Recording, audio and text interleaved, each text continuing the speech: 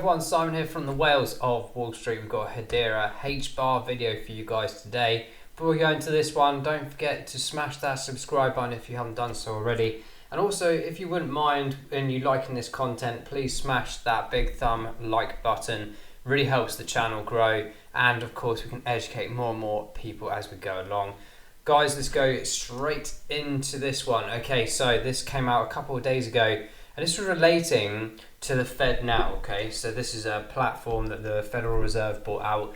I think it was about a couple of months ago now, but they have basically mentioned a project or company called Dropp. Now, this is significant to Hedera in the sense that Dropp is part of the Hedera ecosystem. It's built on the Hedera platform and network.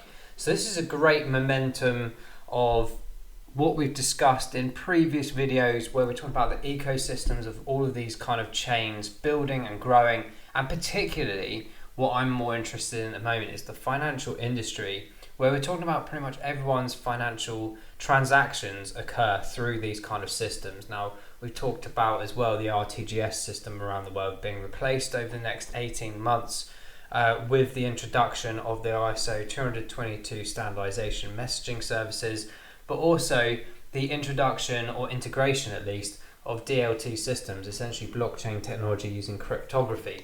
Now, this is something that's been developing for a number of years now, and it's really interesting to see these kind of developments occurring. So of course the FedNow, as I mentioned, I literally need to find the date, but it was not too long ago when it released itself. There was a bit of fluctuation in the market as a majority of the technologies came into play who were backing certain elements and solution areas of the FedNow system. I think FedNow is supposed to have like a maximum or something of around $500,000 in terms of a transaction. Anything else will simply go through the existing wiring system of the Federal Reserve. This is a great step in the right direction. Of course, Dropp here, a micropayment platform for small value purchases. This is about microtransactions, guys. Wouldn't go as far maybe as saying they're like PayPal driven kind of area. But certainly this is something where you're going to see a lot more consumer activity. What's really interesting to me, certainly from that kind of wallet aspect of it, and the ability for people to have more mass adoption into this space because they can utilize things like this, and they're also backed by the Federal Reserve, as it were, and backed by an insane blockchain technology such as Hedera. Here in the UK, as we mentioned a while back, I think it's December, we covered the videos around the aspect that the Bank of England was asking companies out of there in the UK to come forward and try and develop a framework and a wallet system for the central bank digital currency, but also transactions in general utilizing these banking systems. So it's clear that there's a pattern flowing over the last few years. We're now in this very lucrative stage where I've just said, I think it's November 2025 we covered in previous videos, where the RTGS system gets fully switched on.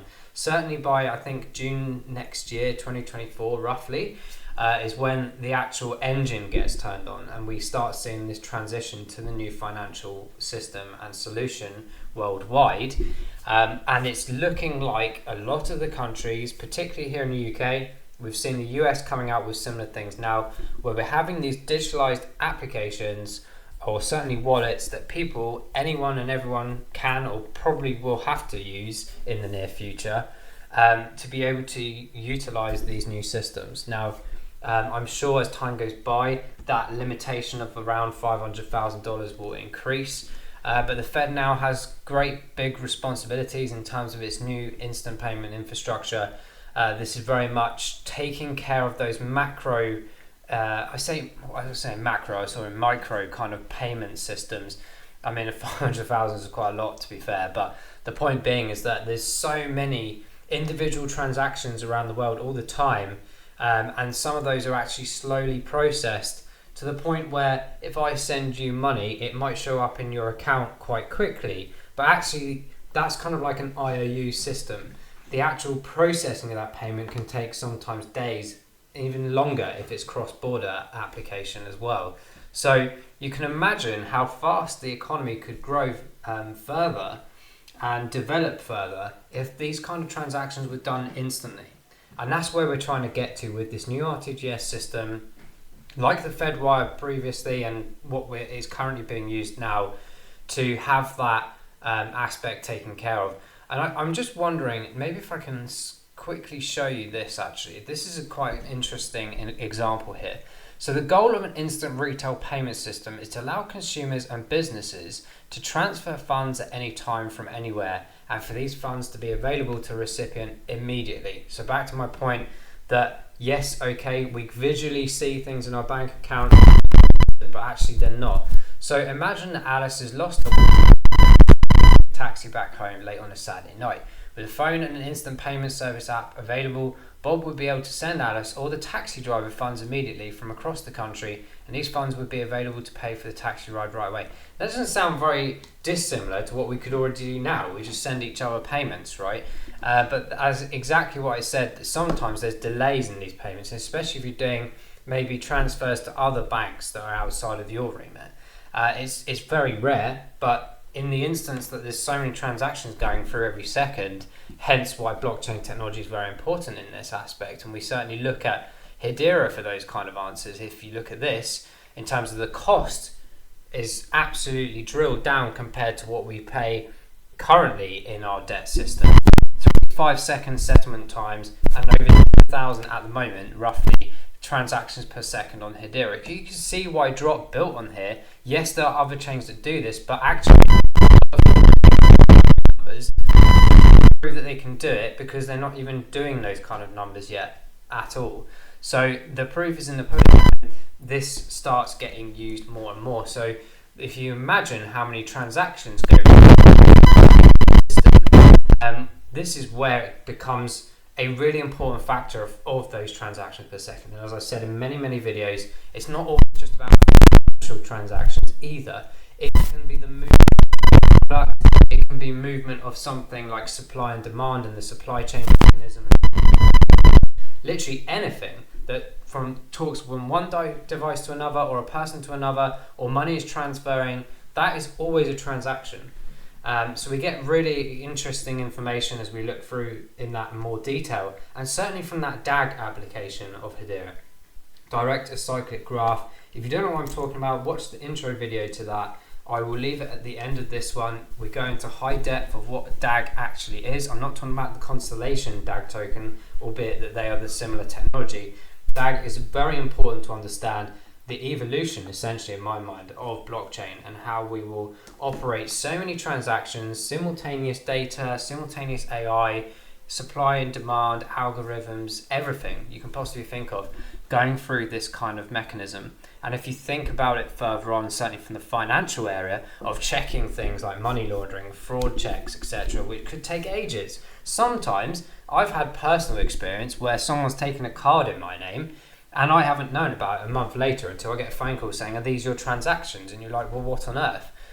So all these things can be stopped immediately with KYC and things like this. Biometrics are obviously coming in very soon as well. This is how it kind of builds up together. So it's very interesting indeed to see this development, and the fact that the FedNow is taking on board these DLT systems significantly. And they do actually make a point here. In the UK, firms permitted to carry out crypto asset activities must either be registered with the FCA. Previously, FCA held Binance Markets to halt its operation in the country, shut down and face further action. So we're going into this new ethos now that actually cryptocurrency is acceptable. Stablecoins will be acceptable. CBDCs will be used in our society. And we've gone from all these crazy narratives over the last 2 years of these shutdowns of exchanges and the use of crypto in general to now being openly available. And I have no doubt in my mind, there's rumors that the government of the US holds around 200,000 Bitcoin or something to hold it for the banks in the near future to use, you and I, our banks as depository systems for cryptocurrency. That's all it's about, guys. It was about the pausing of this, going, hang on, guys, can't just let everyone just jump around, making money, spending money how they want in crypto, not being checked, regulated, etc. Let's pause this a sec, let's block everything, let's stop everything, or the best we can, and bring it out slowly. as I said, this is not a development that's happened overnight. This is something that's happened over a long period of time. We're just seeing the end goals of it. And what's going to happen, the really exciting part, is that more and more people outside the crypto sphere will jump in and go, what's this? What's FedNow? Oh, how do they power this? Oh, I must invest in that. And this is where we see the trickle over the next 18 months of the big bull cycle. In my opinion, as I've said many times for a long, long time, I truly believe the next big bull cycle will be driven by CBDCs with the integration of the likes of AI and certainly these new monetary payment systems. So the FedNow is obviously huge. We've got this going on in the UK as well through the Bank of England with their digital app development, which we'll do a video on this week as well. And every other country will be following with its own solution. So it's really interesting to see that, as I said, right directly to the point that many of these projects are building on Hedera because of its application, its use of the DAG protocol. It's absolutely phenomenal. So it's going to be really interesting. And this point here to make a point as well, NFTs. This isn't just about artwork, as I've said many times. It's about any physical asset can be digitalized, tokenized, whether it be diamonds, cars, things that we buy and sell all day, every day, can be used as an NFT application. Houses is a huge one. So you can start developing this in your mind as to how big this can go. It's really interesting. I'll leave these links in the description below so you guys can have a read of it as and when you can. But keep an eye on this, guys. This is absolutely huge developments. Huge. So now we've talked about that, guys. Let's jump into the chart of HBAR. And we'll have a look at some of those price actions that we've seen over the last 48 hours and the last week and where we think we're going to go. So now we're looking at the chart of Hedera's HBAR token. We can see obviously there's a bit of the acceleration of price over the last 24 hours. Nothing gigantic compared to what we've seen in recent times, but of course when we see associations, as we mentioned in the video about FedNow, of course, any kind of token or project or technology involved with this is going to see some form of reaction, whether it be big or small. And just to confirm this movement really, just from that opening position earlier today, as of recording, we've jumped up around about 16-17% in that move. It has tallied itself down slightly again as of recording, of course, so can't do too much about that if you're watching this in the near future, but it's a good 13 to 16% move there. So it's good to see that. Of course, with me personally, Hedera is one that I'm trying to accumulate as much as possible at those lower regions. It was very good and advantageous to get it around that sort of 4.5% mark earlier in the year, about 2 months ago. But of course, as it's been slowly edging itself upwards, which is fantastic to see, there's been a lot of great news coming out of Hedera over the last few months for sure. In fact, the last video that we covered was very much around some stable coin application via the Shinhan Bank. There's a few trials going on there, and we talked about some of the transaction per second elements there too. So technology wise, it's always been one of the mega superstars, in my opinion, in the blockchain crypto space. But to see even more application further and further within its ecosystem is really a joy to see, absolutely. And we talked about that in the last video as well as this one, about that ecosystem building. It's not always just about the HBAR token and what HBAR is doing in its own way, but all the ecosystems that are building within their platform will have a massive significant effect of the HBAR token and Hedera as a technology moving forward in the long run as well. So with that in mind, of course, we've had this uptake here. I do anticipate us to probably drop back down, but at least to retest that sort of lower 6 cent mark at some point in the next few days or next week or so. But you've also got to let this news settle as the rest of the world wakes up at different times. You could potentially see us trying to push that further fib retracement level barrier up here at 6.9%, very much around 7 cents, which we haven't seen, guys, since the 15th or 14th of April respectively.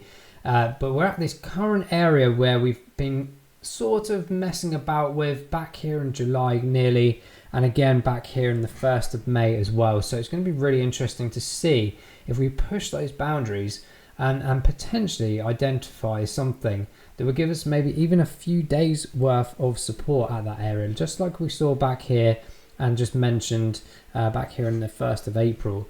That remains to be seen, but it is struggling slightly to penetrate these particular areas in the fib level, but it is coming to that golden line that we drew in ages and ages ago about a really significant area to focus on in terms of data points and previous volatility in the history of HBAR. You're going to see a lot of movement around this area anyway, but you can see at least in the last few months, 1, 2, 3 attempts to try and push its way through there. It was too much too soon, and of course it retraced as you would expect in a quite quick fashion. But look at that nice trend line occurring right now, where we see this uptake, slight reduction, uptake, and these are new higher lows, guys, to an extent, which could argue that we're going to see some really good positive outcomes in the next few months and towards that 2024 mark, where I truly believe in that period of 2024 to 2025 we'll see the bull cycle again. So that's not to say we're out of the woods at all, because we have seen these movements again quite recently at the beginning of this year, taking ourselves from that really low point of 3.5 cents all the way up to 9. So it's really interesting to see that, and could us getting to that particular area of 7 cents push us up to those next levels to test again. Remains to be seen, as we said, but keep an eye out for it, guys, for sure. In terms of the trading aspect, for me personally, I'm not jumping in with HBAR right now. I have been accumulating over the last few weeks, especially in these stable areas around the 5.2, 5.5 cent mark. But in this traction upwards, it's just not possible for me psychologically to enter this race at the moment, purely because we're in that upward trend right now. As you can see, bottom left hand side, RSI, Relative Strength Index, is showing 69 on the 14-day, and 28-day is showing 63. Now, that's not the end of the world, but for me personally, it's on the slight upper scale of things. So for me, if you look back in this, for example, I have been accumulating in these lower regions. You can see it's more of a steady pattern when it comes to the RSI. Ideally, I look particularly for those kind of like 44 to 46 modes on both the 14 and 28-day. But it is up at the slightly higher spectrum, as mentioned. So just be aware of that. If you're coming into the space new, or you've seen Hedera for the first time, or you're looking to bag up, it's totally up to you, of course, but just research the data and the history of HBAR as a token in the charts. But more importantly, just safeguard yourselves from that risk management perspective to notify yourself that this news has come out in the last 24 hours. You might see some spikes for sure if you're a risk taker, okay, but for me personally, I'm not. I just tend to wait for the retraction and the calming down of news. If it goes up even further, I'm not fussed, because I have been buying at these lower regions and stable positions. If it doubles its capacity, fantastic. We all make profit, right? So other than that, guys, performance side on the right hand side here, it's in the green on most cases, which is fantastic to see, especially that news the last 24 hours. And the replication really of the last few months, seeing, as I said, those new higher lows, has had it in a really good position year to date, and on those 3 and 1 month spectrums as well. Not so much in the 6 months, but that's pretty much expected in a winter and bear market anyway. And on the 1 year market, it's still a -2 as we try and recuperate that sort of 2022 market trending downwards, and obviously into this year as well, with some bit of topsy-turvy movements to be expected, as I said. But let's keep an eye on this, guys. I'm sure there'll be a bit more reaction over the next 24 48 hours anyway, as this article spreads further and this information spreads further. But there'll be more and more eyes than ever before on CBDCs, on the likes of FedNow, the RTGS system we talk about a lot of the videos that we do. It's moving in the right direction, guys, and this is definitely a project that's going to be high up in the list, and certainly one that's going to have a massive influence in the financial industry moving forward, as well as other areas, as we've just seen in this video today. Guys, I'm going to wrap that up there. Thank you so much for watching. We will catch you in the next Hedera video. See you soon. Take care, and bye-bye.